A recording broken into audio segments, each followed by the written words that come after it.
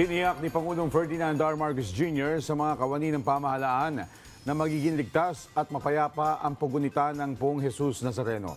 Ayon kay Paras Press Officer Undersecretary Attorney Claire Castro, nakaalerto na ang lahat ng public safety agencies para sa isa sa pinakamalaking annual religious event na nakahanda na rin ang Philippine National Police sa pagpapakalat ng mahigit 18,000 uniform personnel para sa traslasyon. Alinsunod sa direktiba ni Pangulong Ferdinand R. Marcos Jr. na panatilihing payapa at makabuluhan ang idaraos na traslasyon, nakaalerto ang puwersa ng PNP, DILG at ibang ahensya ng gobyernohin ang kaligtasan ng mga dadalo sa nasabing kaganapan.